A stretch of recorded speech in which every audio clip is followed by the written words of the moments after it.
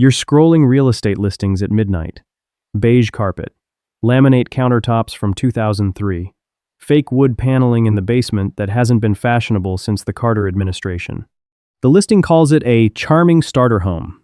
The price? $500,000. Your brain? Surely I'm missing something. You're not missing anything. The math is just broken. Hi, I'm Stickman, and today we're doing what real estate agents genuinely fear, running the actual numbers on who can afford a $500,000 house without slowly losing their mind. Because there's a massive difference between qualifying for a mortgage and affording a mortgage. One involves a bank, the other involves sleeping at night. The traditional 20% down payment on a $500,000 home is $100,000 cash. The median American savings account has around $8,000 in it. So you're not just a little short, you're $92,000 short. Want to save it? At $84,000 per year income, the US median, saving 10% annually gets you $8,400 a year. You'll hit $100,000 in about 12 years, assuming home prices freeze in place, which they absolutely will not. Take your time, the market will wait. It won't. So most people skip the 20% and put down 5 to 10% instead. Congrats. You've unlocked a new monthly expense called PMI Private Mortgage Insurance. This is a fee you pay every month because you weren't rich enough to avoid it. It protects the bank, not you. Welcome to the housing market. Say you put 10% down, $50,000, leaving a $450,000 loan. At 6 to 7% interest, your mortgage payment sits around $2,850 per month. That's just principal and interest. Here's what gets added on top. Property taxes around $500 per month. Homeowners insurance around $300 per month. Maintenance. 1% rule around $417 per month. PMI around $300 per month. Total monthly housing cost around $4,367. And that's before anything breaks. Your HOA decides to refresh the community aesthetic, or a raccoon discovers your attic. Financial wisdom says housing shouldn't exceed 28% of gross monthly income. Banks approve loans up to 43% debt to income. Let's reverse that math. At 28% rule, you need to earn to $187,000 per year.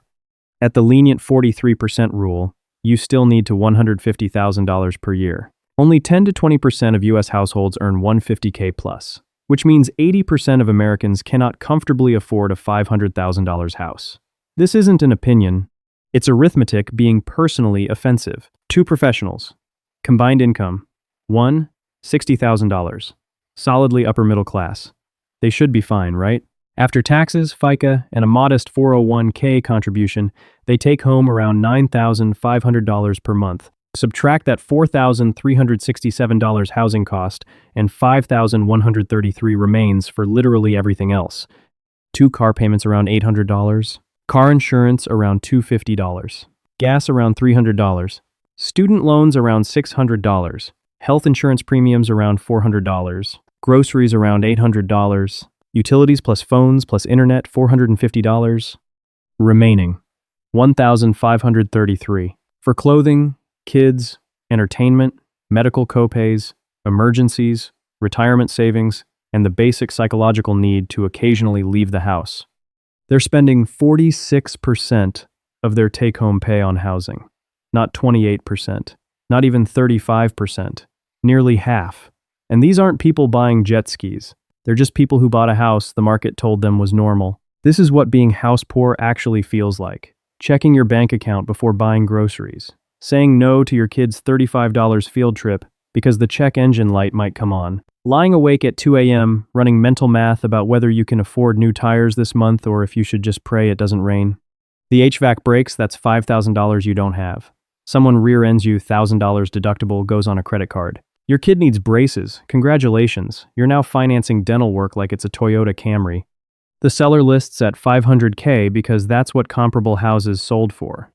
The bank approves you at 43% DTI because the loan won't default immediately. The real estate agent wants the deal to close because their commission doesn't care about your blood pressure. Nobody in that room has a financial incentive to tell you that you're about to drown yourself. The system is designed to get you into the house, not to ensure you can live there comfortably. And once you sign, you're in. You can't just, oops, never mind, your way out without torching your credit and losing your down payment. For roughly 70 to 80% of American households, a $500,000 home is not sustainably affordable. Home prices have risen to 400% since 1990. Median household income? About 180% in the same window. The math doesn't work. It cannot work. And yet we keep pretending it does. We've rebranded financial desperation as adulting. Oh, your house poor? Welcome to homeownership? Eating ramen because the mortgage cleaned you out? You're building equity, King. We've collectively decided that struggling to afford basic shelter is a rite of passage rather than a symptom of a broken system. Your parents bought a house at your age, yes, at 3 times their annual income. Yours costs 6 times yours. That's not the same game. That's not even the same sport. If your household earns under $140,000 and you're eyeing a $500K home, stop. Put the Zillow app down. Step away from the open house. The mortgage broker says you're approved, great. The bank also profits when you struggle for 30 years. You have real options.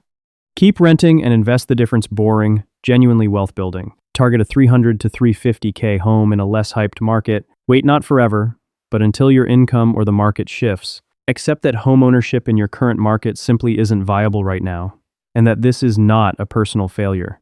There is no trophy for buying a house that makes you miserable. There is no prize for being house poor. Real wealth isn't a mortgage you can barely survive. It's financial margin, the ability to invest consistently, and the deeply underrated experience of not waking up in a cold sweat about property taxes. The bank's risk tolerance is not your life plan. Run your real numbers. Be honest. If the math doesn't work, walk away. That's not giving up. That's just not being a future statistic in someone else's video about the foreclosure crisis. If this saved you from a $500,000 mistake, the least you can do is hit subscribe. We run the numbers nobody else wants to run on housing, money, and the financial systems quietly working against you. New video every week. See you there.